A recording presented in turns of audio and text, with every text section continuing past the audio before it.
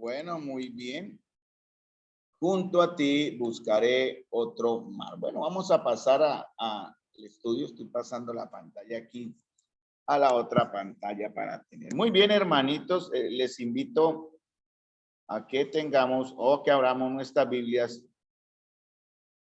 Muy bien, abramos nuestras Biblias en Marcos, capítulo 4, versículo. El contexto es desde el verso 35 al 41, pero ya como hemos hablado del verso 35, vamos a seguir. Bueno, ya vimos algo también, obviamente, del verso 37. Y continuamos con lo que a continuación sigue, porque de aquí vamos a extraer muchas. Yo digo muchas con mucha certeza, porque me he dado cuenta de la gran cantidad de principios que podemos recoger en esta porción para nuestra vida diaria. Recordemos, hermanos, que a partir de ahora, el Señor empieza a probar a sus discípulos. En realidad ya les había estado varios meses con ellos, escogió un grupo selecto llamados los apóstoles, ya más adelante se conocen como los apóstoles, los 12, pero él tenía muchos discípulos, muchos seguidores. Y él para ellos ya no les hablaba, sino de manera como misteriosa, digamos así, enseñándoles que quería revelarles a ellos especialmente unas verdades eternas. Por eso él a los discípulos, a los que les seguían, les hablaba en parábolas. Por eso también él ya comienza con más convicción, con más firmeza a separar. Ella hace una separación y a través de los evangelios vemos que él siempre habla y siempre enseñará de dos clases de personas, los que están con él a los que no están con él. Habla el trigo, la cizaña, habla de cabritos, habla de ovejas y él quiere ahora probar. Y en este momento comienza y más adelante cuando pase al otro lado del mar de Galilea, va a seguir probando y enseñando a perfeccionar la fe de sus discípulos. Y tengamos en cuenta eso, hermanos, porque ese es el principio que nos va a direccionar en nuestra vida como creyentes, ¿no? En el mundo tendréis aflicción, ¿sí? Estas cosas os he hablado, dice el Señor en Juan 16:33. Estas cosas os he hablado para que en mí tengáis paz. En el mundo, en estos mares en los cuales tenemos que atravesar nuestra vida, confiando en la barca que está donde está el Señor, vamos a pasar a la eternidad. Dice, tendréis aflicción, pero que confiad, yo he vencido al mundo. Entonces hemos visto el primer punto del bosquejo de Marcos, 4:35 al 41, que está basado también en Filipenses 1:8, ¿no? El que comenzó en vosotros la buena obra la perfeccionará. Entonces el propósito del Señor en realidad es comenzar algo y terminar algo. Yo hablaba con una hermanita esta semana también y yo le confesaba que yo en mi juventud fui muy disperso, ¿no? Muy procrastinado. O sea, yo arranco con una cosa y a veces surge algo más interesante que me desvía de la atención de lo primario y me voy a lo otro y al fin hago muchas cosas y si no me concentro termino no haciendo nada. Pero el Señor no tiene esta clase como de debilidades en su temperamento, ¿no? Él ha comenzado una buena obra y la va a terminar. Para eso es necesario que tengamos que ser probados.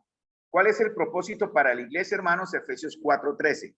Dice, hasta que todos lleguemos a la unidad de la fe. El tema de Marcos 4, la porción es la fe, hasta que todos lleguemos a la unidad de la fe y del conocimiento del Hijo de Dios. Los discípulos, en ese momento de confusión y de terror por la tormenta, ellos unificaron su fe en una persona. Por eso fueron al maestro, a ese carpintero. Aún así, se atrevieron a llamarle y despertarle y decirle, Señor, no tienes cuidado que perecemos, dice en el verso 38, porque él estaba durmiendo en la popa, en la parte trasera de la barca, como un bebé después de un día de mucho trabajo. Y ahí ellos unificaron su fe. La fe muestra su unidad también en las otras maneras o herramientas que el Señor nos ha entregado para que nuestra fe sea una. Y en esto, basados en Efesios 4:13, que es el contexto de la iglesia, es la iglesia. Los buenos amigos unifican nuestra fe, los buenos amigos cristianos, ¿no? Bueno tener eso. Y la iglesia, la comunión de la iglesia unifica nuestra fe. La buena doctrina unifica nuestra fe. La práctica de esta doctrina va a mostrar unidad de fe. ¿Y que llegamos al final? A tener un conocimiento del Hijo de Dios, dice Efesios 4:13. Por eso ellos dijeron al final en el verso 41, ¿quién es este que aún el viento y el mar le obedecen. Entonces, los discípulos, nosotros como discípulos hermanos, tenemos que tomar decisiones. Obviamente, el primer concepto, el primer mandato del Señor es tengan lista la barca, ¿no?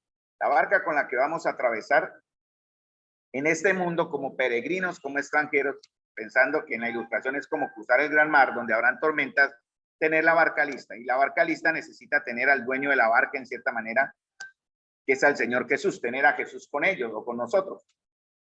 Pero algo que a veces nos toca hacer, y eso es lo que primero tenemos que hacer, hermanos, y lo hablamos en el mensaje del domingo, es en nuestra mente y organización, preparándonos para las futuras tormentas que vienen, es ir al refugio que hemos preparado para esto. A veces nosotros humanamente luchamos con nuestras fuerzas hasta donde nuestras fuerzas nos aguantan, ¿no? Hasta que nos cansamos.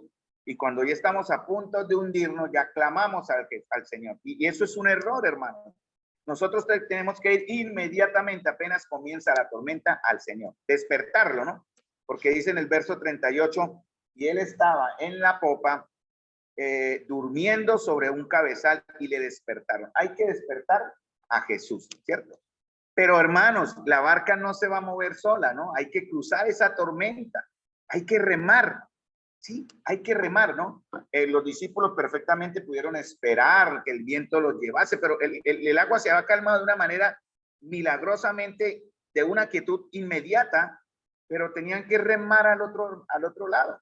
Hay que remar, hermanos. El Señor ha hecho su parte, nos ha llamado, nos ha comisionado, nos va a ayudar en medio de las tormentas, nos va a librar de la tempestad, como es su promesa. Pero hermanos, es hora de que nos pongamos manos a la obra. Por eso cantamos en el himno anterior algunas cosas, en el último que cantamos, algo muy similar en un coro, y lo voy a mencionar para relacionar lo que cantamos, porque es bueno saber, dice, tú necesitas mis manos, mis cansancios, que a otros descanse, amor que quiera seguir amando. Bueno, la verdad de este himno, para ser doctrinal, no es que él necesite, él no nos necesita, pero por su misericordia, hermanos, y por estar ya como iglesia en una dimensión diferente a como están los que no creen, nosotros ya estamos llamados a ser instrumentos en sus manos para su gloria. Por eso, hermanitos, toda tormenta por la que usted esté pasando, mentalicémonos en el corazón, no en una convicción mental o como un autoconvencimiento, no, hay que tener cuidado con eso, no. En nuestro corazón tener la certeza de que todo esto es para gloria a Dios. Bien lo dijo el Señor cuando sus discípulos le avisaron que su amigo, el Lázaro, estaba enfermo, y él dijo, esta enfermedad no es para muerte, ¿no? Es para mostrar la gloria de Dios. Toda tormenta, hermano, no solamente nos madura, sino también va a mostrar un aspecto de la gloria de Dios. Así de fácil. Miren los discípulos qué parte o qué aspecto de la gloria de Dios vieron, ¿sí? Cómo él calmó la tormenta. Entonces, hermanitos, Dios está buscando a usted, a mí, hombres y mujeres, jóvenes como los que están acá y hermanitas como las que están acá, que ya han llegado más o ha llegado más. Él promete en verdad que estemos y quiere que estemos dispuestos para poner en nuestros hombros la responsabilidad de mostrar el reino de los cielos en otros corazones. Entonces, ¿qué más fue lo que vimos? Que había con él también otras barcas, hablando del testimonio, hermanos, que otros van a ver en realidad en nuestra vida. ¿Cómo nos están viendo nuestros vecinos? ¿Cómo nos están viendo nuestros amigos? ¿Cómo nos están viendo nuestros familiares que aún no creen? ¿Ven en nosotros ese Jesús que ellos necesitan? ¿O nos ven siempre como los rezongones, como los envidiosos, como los faltos de perdón? Y todos estos aspectos de nuestro carácter y personalidad humana, que no es excusable, pero que el Señor dice que no se debe mostrar porque ahora somos luz. Muy bien, vamos a este punto en el 4:37, que era donde habíamos también llegado. ¿Cómo se perfecciona la buena obra? Es el segundo punto del bosquejo. Se perfecciona por medio de las tempestades o las tormentas. Dice en el verso 37, pero, ¿cierto? El pero es como una condicional, ¿no? Pasen al otro mal, como él dijo, le tomaron como estaba, él les dijo, pasemos al otro lado. Había también con él otras barcas, pero ese pero nos enseña, hermanos, que definitivamente no podemos evitarlo. No nos podemos ir por el lado suave, hermanos. Hoy el día el cristianismo quiere ir de la manera suave, quiere ir por el lado de menos esfuerzo. No salimos de nuestra zona de confort a veces y el Señor tiene que sacarnos en cierta manera. Eso fue lo que hizo con la iglesia en Jerusalén. ¿Se acuerdan? En el primer año, los primeros años ya, cuando se formó en Hechos 2, hubo una persecución y la iglesia tuvo que salir de Jerusalén y extenderse, se extendió por todo el mundo conocido y ahí fue donde comenzó la extensión del reino de Dios, de la iglesia, en muchos millones de personas más. Eso es lo que tiene que ver con la parábola de la semilla de mostaza, ¿no? El árbol que crece hasta cobijar a grandes naciones y pueblos. Eso es lo que es nuestro trabajo también. Entonces, ya les expliqué, pero para que volvamos a recordar, el mar de Galilea está en una depresión sobre 230 metros por debajo del nivel del mar, o sea, está en una depresión, es muy caliente, es obviamente zona cálida, y al lado nororiental están los altos del Golán y otras montañas que mandan, o cuando bajan vientos fríos que se unen con los vientos calientes sobre el mar, se forman esos turbiones repentinos, y son las condiciones perfectas para que de manera inesperada se desencadenen repentinas y fuertes tormentas.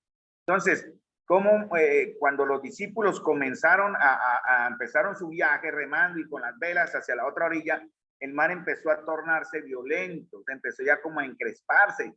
No sé si ellos ya se habían preocupado, empezaron como a pensar esto se va a poner difícil, pero mire, el Señor no nos va a traer la tormenta sin antes avisarnos. Ese es otro principio que tenemos que aprender. Claro, van a llegar repentinamente, pero Él va a dar unas señales para entender que viene una situación. Eso la veremos después, esas señales con más calma si el tiempo lo permite, y para no descontextualizar el estudio, vamos a hablar de esas señales que nos anticipan la tormenta. Adelanto, una de ellas es el pecado. Cuando hay pecado en nuestras vidas, tengan por seguro que el Señor traerá tormenta. Las tormentas son de tiempo corto, los desiertos son de tiempo largo, pero son pruebas, o nos llevan al arrepentimiento, o nos quieren mostrar lo que hay en nuestro corazón, eso es lo que sucede también, o quieren fortalecer nuestra fe, ¿cierto? Entonces, ellos seguramente, como dice en Lucas 8:23, la tormenta ya había comenzado cuando el Señor se quedó dormido, ¿sí? Yo estoy seguro que el Señor arrancó con ellos un buen tiempo y estuvieron remando y el Señor cansado se fue al final y ya el mar se estaba encrespando, se estaba alborotando, se estaba poniendo más peligroso, tal vez ya lo veían ellos como que sí, la nave ya se veía, pero él sencillamente se quedó dormido sobre el cabezal. Ya si hoy tenemos el tiempo, vamos a hablar de eso, la humanidad del Señor. ¿Qué importancia tiene en nuestra fe que Cristo Jesús sea humano? Hay que entender también, Él es divino, pero Él no mezcla las dos cosas sin una razón. Por ejemplo, aquí en Marcos, Él mezcló las dos cosas. Hay una mezcla de lo humano y lo divino. Bueno, verso 37, verso 38, Él estaba en la popa durmiendo, un aspecto humano del Señor. Y es necesario, como dice en Hebreo, ¿verdad? Que Él se asemejase en nuestra naturaleza para hacer el perfecto socorro en tiempos de necesidad. Pero también acá Él muestra su divinidad, ¿sí? Cuando Él reprende al viento y le dice al mar, calla, y enmudece. Hermanos, en medio de las tormentas vamos a tener que ver la humanidad del Señor que se identifica con nosotros. Ese es el aspecto que nos va a dar la esperanza de que pasaremos y también la esperanza de que las tormentas no nos van a derribar. Pero también vamos a ver cuando Dios lo permita. Quiero aclarar esto. Si es la voluntad de Dios, Él va a mostrar su gloria en milagros. Hemos visto aquí en la asamblea algunas situaciones milagrosas, para mí lo han sido, en aspectos de salud de algunos hermanos. En el pasado, me acuerdo cuando oramos por el hermano Pedro, cuando él estaba muy adolorido por una situación del nervio ciático, y me acuerdo en la oración que hicimos con mi iglesia, y él declaró, no, dio testimonio de sanidad días siguientes. Me acuerdo del caso de Lady, bueno, y otros casos, no solamente de sanidad en físico por enfermedad, sino en sanidad de otros aspectos. Yo he sido testigo en los años que he estado aquí en la iglesia de algunos, pero solo porque Dios lo ha querido, ¿cierto? Entonces Él va a mostrar su majestad, su gloria, su divinidad en algunos momentos, pero definitivamente sabemos que si tenemos con nosotros a Dios hombre, ¿cierto? O al hombre Dios, para que me entiendan también, hermanos, tenemos la certeza de que no hay tormenta, que sea, aunque sea temerosa, desencadene miedos y sustos. Eso también lo vamos a ver si el tiempo lo permite. La fe se contrapone al temor. Vamos a verlo con calmita cuando lleguemos a ese punto aquí en las notas que estamos compartiendo. Entonces, lo más seguro, como dice Lucas, el Señor se quedó mientras navegaban, él se durmió, dice en Lucas 8:23. Entonces, los discípulos, si no hubiera sido así, no lo hubieran acusado de indiferencia, porque ellos se fueron bravos, o tal vez en su angustia, en su angustia interna, sacaron toda su rabia. Señor, no tienes cuidado que perecemos, Señor, sálvanos que vamos a morir. Si se hubiese quedado dormido de inmediato, y no se hubiera ni siquiera enterado de que se había desencadenado la tempestad, ellos le hubieran despertado para decírselo, pero no lo hubieran acusado de indiferencia, ¿no? Señor, Señor, está una tormenta fuerte. No, ellos fue con gritos y con seguramente lo revolvieron, lo movieron. Señor, despiértate. Hermanos, obviamente al Señor también nos acercamos con humildad y nos debemos acercar a Él con humillación, hermanos, sin altivez, porque eso tiene mucho que ver con esto. En la tormenta no es que yo voy a luchar y cuando necesita Jesús lo uso, no. Desde el momento, el más fuerte de nosotros como el más débil, primero el Señor, primero al refugio que Él es nuestro escudo y nuestra fortaleza, dice la palabra, ¿no? Él es nuestra roca, Él es nuestro castillo. Entonces, esto de que Jesús se quedase dormido les molestó, pero fíjense que ellos no pensaron. Uno cuando vienen las tormentas, hermano, también uno se desespera, no piensa con cabeza fría. Por eso tenemos que tener un conocimiento avanzado en cierta manera, vamos a decir avanzado para que me vayan entendiendo, de las promesas del Señor en la palabra. Porque saben una cosa, el Señor cuando vienen las situaciones de dolor, de confusión, cuando vienen las pruebas, tormentas, desiertos, situaciones inesperadas, el Espíritu Santo va a usar lo que ya está en nuestra mente y en nuestro corazón, que es la palabra del Señor. Por eso dice en Romanos, y tiene que ver con la fe, ¿cierto? La fe es por el oír y el oír por la palabra del Señor. Entonces, esto tiene que ver con la palabra hablada. Sí, cuando habla de palabra de Dios en Romanos, habla del rema de Dios, la palabra que se habla. ¿Qué significa esto? No es declarar como hacen algunos hermanitos de una manera ignorante, como reprendiendo, como sometiendo las situaciones, como algunos falsos profetas. Me acuerdo de algunos videos que vi hace unos 2 o 3 años. Hubo este huracán que fue tan grande en los Estados Unidos que inundó gran parte en el estado de Luisiana, y que fue de noticia. Muchos bajaron al mar, esos falsos profetas bajaron al mar y en el nombre de Jesús le ordenaban al mar que se calmase, y el mar nunca se calmó porque ellos no tienen esa autoridad y ellos no pueden profetizar lo que Dios no les ha mandado. Entonces, hermanos míos, tenemos que ir a la palabra. La palabra hablada es simplemente para a nosotros traernos la calma y la paz, ¿no? Por nada estéis, dice Filipenses, afanosos. Uy, es interesante, hermanos, entender esto. Por nada estáis afanosos. ¿Cómo no podemos estar afanosos cuando me surge, por ejemplo, una situación médica? ¿Cierto?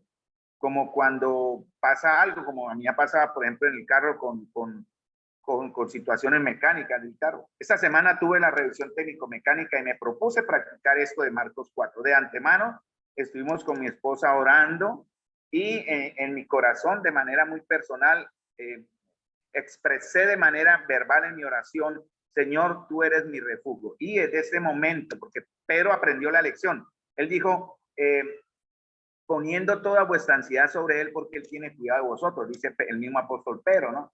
Entonces yo puse mi ansiedad en el Señor, pase lo que pase, me acepten el carro, me rechacen el carro, porque eso implica gastos de economía, si son arreglos de, bueno, lo que sea, pero gracias a Dios no. Hermanos, yo tuve una paz, te lo digo, de verdad. Obviamente me fui acompañado por mi hijo, como más de moral, hermano, por si algo pasa. Había un muchacho ahí que le rechazaron la moto, hermano, una moto, y el pobre muchacho como le rogaba al ingeniero: mano, ayúdeme. Y el hombre no, solo le hacía con la cabeza no. Y el chino casi le lloraba, no sé, algo grave porque se la rechazaron. Y una moto, imagínense, en un carro. Pero hermano, doy testimonio, esto es una experiencia, es un poquita experiencia, hay otras mucho más importantes en sus vidas. Pero hermanos, vayamos a ese refugio, ¿no? Entonces, sabemos en nuestro corazón a dónde vamos a poner nuestra fe. Ellos olvidaron esta promesa, seguramente no se acordaron, tal vez no la conocían, pero se las voy a dar Jeremías 5:22. No es tanto promesa, hermanos. Hay que tener cuidado cuando leemos en la palabra textos. Hay principios, ¿no? Que de ahí sacamos lo que nos fortalece. Pero pues Jeremías 5:22 dice, hablando de la esperanza que tenemos, a mí no me temeréis, dice Jehová, no os amedrentaréis ante mí, que puse arena por término al mar, por ordenación eterna, la cual no quebrantará. Se levantarán tempestades, mas no prevalecerán. Bramarán sus ondas, mas no pasarán. Eso puede ser una promesa, no para decir en realidad, Señor, esto es para mí, pero me enseña lo que está en otras partes de la escritura que sí es para mí y tienen que ver con esto. No tengan temor, no se afanen. Bueno, yo sé que si la Biblia lo dice es por algo, hermanos. Si el Señor nos dice no se afanen, es porque en verdad podemos descansar y tener paz en medio de la tormenta, ¿cierto? Intentamos practicar con los jóvenes un himno para este domingo que tenía la enseñanza, pero no estaba, no cuajo todo perfecto, pero tiene que ver con este himno que está en el himnario de paz en medio de la tormenta, ¿no? Si lo han escuchado, lo hemos cantado, de pronto en la próxima enseñanza lo cantemos, ¿no? Y vamos a pedirle al hermano que nos ayude, que nos esté apoyando, practicando las melodías y todo para poder cantar este himno de paz en medio de las tormentas, ¿cierto? Entonces, esta promesa, hermanos, es para nosotros, Señor, ¿cierto? Sí podemos sentir temores, claro, el miedo es muy natural, pero debemos ser valientes y pasar por encima de nuestros miedos, como les compartí en la enseñanza del domingo. Tercer punto en el bosquejo, ¿no? El primero es que el que comenzó en vosotros la buena obra la perfeccionará. El segundo tiene que ver con que cómo se perfecciona esa buena obra por medio de tormentas. Dice primero, pero que es necesario que nuestra fe sea probada, porque el oro se prueba en el crisol para sacar ¿qué? Impurezas. Nuestra fe, hermanos, y nuestra vida es como el oro. Entonces tiene que ser probado para sacar impurezas. ¿Qué impurezas hay en nuestra vida, hermanos? Eso sería una señal o un anticipo de una tormenta. Si hay impurezas en su vida, hermano, el Señor va a traer situaciones que nos van a pulir en ese aspecto. Entonces, tenemos que estar preparados, ¿no? Y hay muchos factores que el Señor espera que nosotros estemos obedeciendo para poder entonces recibir bendición de Él. Él siempre enfrentó al pueblo a la opción de escoger, obedecen o desobedecen. Si hay obediencia, hay bendición. Si hay desobediencia, hay maldición o castigo. El castigo no necesariamente, aunque tiene esa connotación de dolor, del pao que duele, el castigo también es disciplina, o la disciplina o castigo también es enseñanza, es lo que quiero decir. Enseñanza. El Señor nos quiere enseñar. Dice el tercer punto, entonces, la perfección de la buena obra en la tormenta necesita de un factor importante que es la fe. No hay otro, la fe. Si usted viene a la iglesia en medio de tormenta, si no tiene fe, igual no va a poder encontrar el consuelo y la ayuda para soportarla, ¿cierto? En la iglesia vamos a estar para apoyarle, vamos a estar para ayudarle, vamos a estar para orar por usted, pero cada tormenta, hermanos, es personal. Cada tormenta es particular en cada uno de nosotros y cada uno de nosotros tenemos que mirar, porque ese es el propósito, qué clase de fe tenemos. Por eso el Señor le dice en el verso 40 y les dijo, ¿por qué estáis así amedrentados? Hay otra parte que dice, ¿por qué están tan acobardados? ¿Por qué están tan gallinas? Les dijo el Señor. ¿Cómo no tenéis fe? Es como ilógico, ¿no? Como en semejante situación tan tremenda y el Señor les dice, ¿cómo no tenéis fe? Y yo creo que cada vez que nosotros caemos, hermanos, el Señor dice, pero Carlos, ¿cómo no tiene fe? O Kelly, ¿cómo no tiene fe? O Kelly, o los que están reunidos en esta noche, o David, ¿cómo no tenéis fe?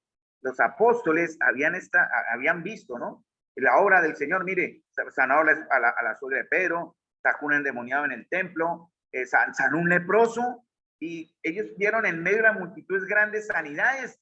Pero ¿saben por qué no les había afectado? Porque no les tocaba a ellos, ¿cierto? Era con otros, y mientras es con otros mi fe en realidad no cuenta, era la fe de ellos.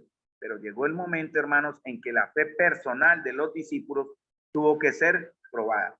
Entonces, la perfección de la buena obra en las tormentas necesita de la fe.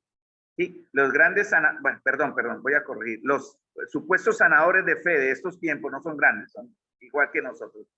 Ellos hablan de que el Señor les sanará y que el Señor traerá a usted, reprendemos el cáncer, reprendemos esto, quitamos aquello, la situación económica queda reprendida, algunos este señor falso y mentiroso Maldonado reprendió el coronavirus y que solamente los que estaban con él no se contagiarían de coronavirus. Y eso de qué servía en verdad, de qué servía si son mentiras, ¿no? Eso no servía para nada, porque el Señor en verdad tiene un trabajo independiente. ¿Qué es lo que dicen ellos? Si esto no funciona es porque a usted le faltó fe. Ellos se refieren a eso. Ay, yo no fui sanado. Ah, no, fue culpa de su fe. Ah, pero la tormenta económica siguió, mi hogar se desbarató, mis hijos se desviaron y no volvieron. Ah, no, le faltó fe. La respuesta no es esa, hermano. Y hermanos, la respuesta no es porque falte fe. Recuerden cuál es el tamaño de la fe, ¿no? ¿Qué es lo que el Señor necesita de nosotros? Fe como un grano de mostaza. ¿Saben cómo es un grano de mostaza, no? Como un arrocito. Esa es la fe que Dios necesita. No quiere más. Algunos esperamos tener la fe grande. Y cuando hablemos de la enseñanza de este tema de los otros héroes de la fe, y nadie les adelanté algo del título, los otros héroes de la fe, vamos a hablar de la fe en el aspecto de también tamaño, ¿no? Que es importante. Grandes hombres de la fe, pero el tamaño de ellos fue muy poquito en el aspecto. Lo importante no era el tamaño de la fe, hermano, sino el objeto de la fe. Entonces, la forma verbal que está aquí, él estaba en la popa durmiendo sobre un cabezal, describe al Señor durmiendo de manera tranquila, tranquilamente, tranquilo mejor. Como en nuestro sueño, a veces nosotros tenemos sueños demasiado sobresaltados, ¿no? Por ejemplo, mi esposa, ella tiene un sueño muy ligero. Yo a veces, el burro de Carlos, que se levanta a las 4, hermanos, y a veces me acuerdo, les confieso, otras veces no me acuerdo.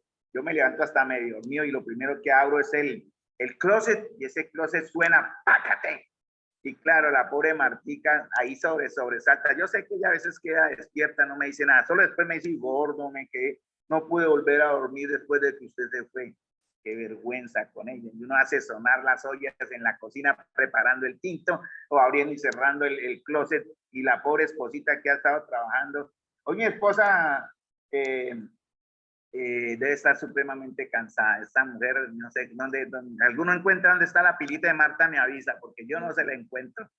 Y me regañó, y porque la regañé, doña Marta, porque se puso a hacer una limpieza ahí al portón, aquí lo estoy mirando, y puso la escalera y se subió a limpiar el portón. Yo estaba al frente, ¿saben? Me estaban colocando la segunda dosis de la vacuna Moderna, y estaba ya al frente en la cola, pero mi esposa ahí subida en la escalera, en el desnivel de la entrada del local. Y esta mujer, ¿qué está haciendo? Eso se necesita mucha fe para saber que de pronto no me voy a caer. Ella me decía, no, gordo, yo me estaba ateniendo, pero yo estaba mirando el momento en que esa escalera se le fuera para el piso y tener que correr a socorrer a mi esposa, porque Marta hubiera quedado colgada, y ahí eso se cae.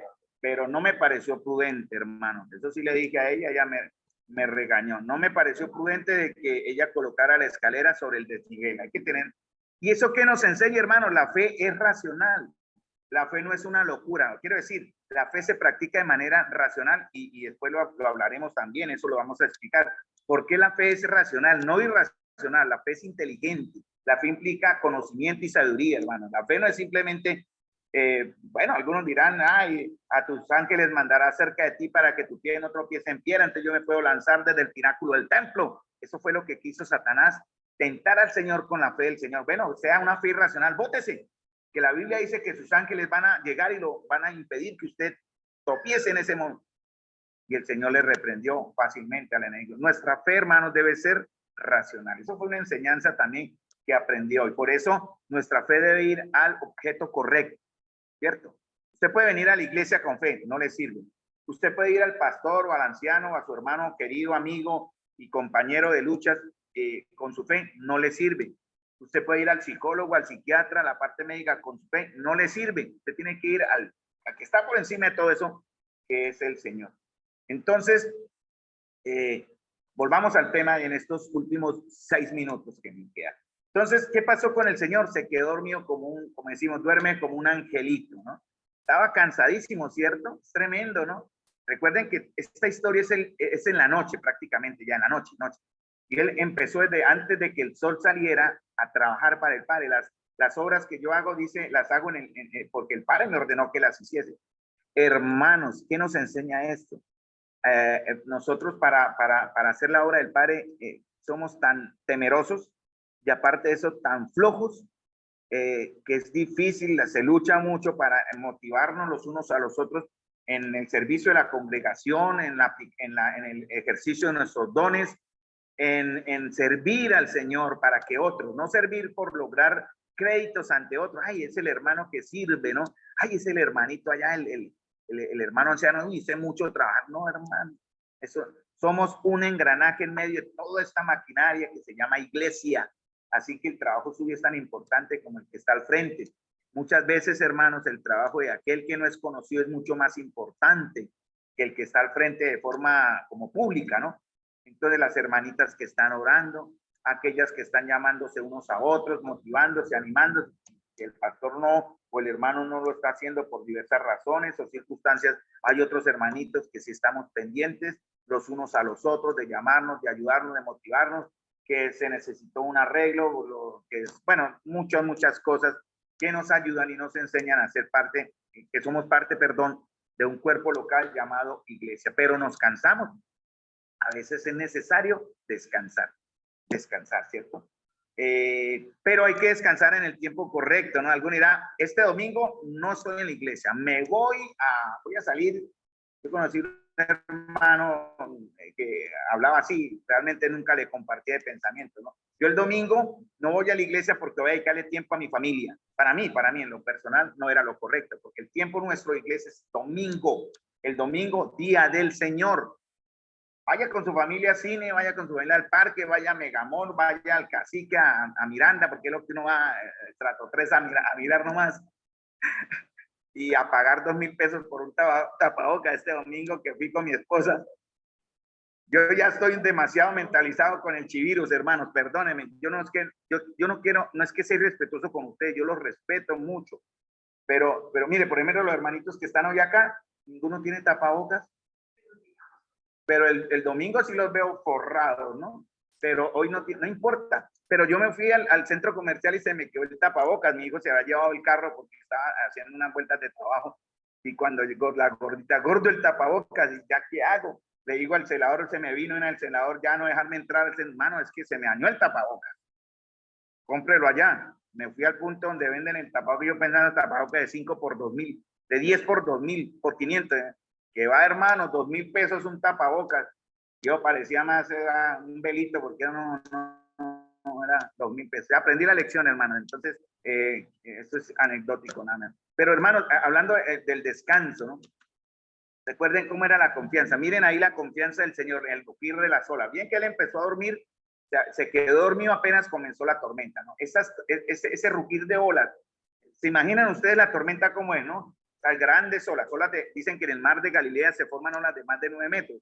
Este local tiene 10 metros de alto hasta el 4º piso. Imaginen olas de ese tamaño y la barquita subiendo a la punta y bajando a la cima de la ola, bajando al hueco de la ola y las aguas cayendo. Y el Señor, me imagino que lo mojarían, pero él dormidito como un angelito porque estaba muy cansado humanamente. Y eso lo vamos a ver también el próximo jueves, porque ya veo que el tiempo no nos va a permitir hablar de que él es un hombre, él se cansó, ¿no? Y él dormía cuando podía, quién sabe si ya iría comido atravesando el río al otro lado para encontrarse con el endemoniado en Gadara, ¿no? Al otro lado. Y fíjense una cosa, hermanos, miren capítulo 5 de Marcos, vinieron al otro lado del mar, recuerden que ellos empezaron la travesía de noche, ¿cierto? Ya era de noche, dice en el verso 35, aquel día cuando llegó la noche, cruzaron el mar, seguramente por la tormenta son 8 kilómetros, demorarían 1 hora, 2 horas remando, no sé cuánto, con buen viento, de pronto menos tiempo. Pero ¿qué pasa al llegar al otro lado? Era de noche, pongamos que eran las 7 de la noche, ¿sí? Más o menos, dando una idea, o las 8. Pero ¿qué sucede? Dice, vinieron al otro lado del mar, a la región de los Gadarenos, y cuando salió él de la barca, enseguida vino a su encuentro de los sepulcros un hombre con un espíritu inmundo, que tenía su morada en los... Y ahí viene la historia de la liberación del hombre de Gadara, del endemoniado Gadara. ¿Ves? El Señor, hermano, ni siquiera, tal vez con hambre, tal vez con sed, no sabemos, humanamente él también sufría esos aspectos de los que nosotros sufrimos también humanamente, sueño, hambre, cansancio, y viene como, yo una vez pasé por una casa pastoral y decía consejería 8 a 12, 2 a 6, así, el pastor tenía consejería 8 a 12, 2 a 6, entonces si mi necesidad era a las 7, ¿a dónde corro? Por eso nosotros cuando estamos acá decimos en broma, pero es muy en serio, ¿no? Aquí atendemos a los hermanos 7/24, 7 días a la semana, 24 horas del día. Y lo hacemos con amor. Y de igual manera yo sé que todos nosotros debemos estar dispuestos 7 horas, 24, 7 días, 24 horas para estar cuidándonos, protegiéndonos, orando unos a otros. El mismo Señor Jesús se refiere a él como hombre, ¿no? Por ejemplo, Juan 8:40, habla de sí como un hombre que os he hablado la verdad, dicen Juan 8:40, porque queremos ver aquí el primer aspecto, ¿no? La humanidad de Jesús. Ya al final veremos su divinidad. Entonces, él jamás niega la referencia o la relación que sus oponentes, sus enemigos y críticos hacen de él como un hombre, ¿no? En Mateo 11:19 se menciona, y en Mateo 4:4 en la tentación, hombre, bueno, vamos a buscarlo porque aquí quiero explicar rapidito. Mateo 4:4, cuando él le responde a Satanás, dice, él respondió, escrito está, no solo de pan vivirá el hombre, sino de toda palabra que sale de la boca de Dios. Cuando habla de hombre, él se está refiriendo a él, porque Satanás era atacando a él directamente, ¿no? Diciendo, di que esas piedras se conviertan en pan. Y él respondió diciendo, escrito está, no solo de pan vivirá el hombre. O sea, él ahí se relacionó en la esfera humana. Entonces, cuando se habla de hijo de hombre en la Biblia, en Lucas se menciona mucho hijo del hombre, tiene referencia, cuando usted lea la palabra hijo de hombre, enfóquense en entender la humanidad del Señor, en términos de hermenéutica, ¿no? La humanidad de Jesús.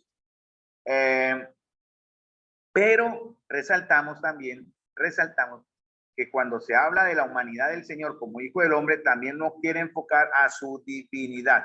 Eso es muy importante, hermanos, porque ambas cosas están relacionadas, ¿no? Siempre tiene que enfocarnos a que él también es Dios, porque, hermanos, en realidad quien vino a salvarnos no fue un hombre.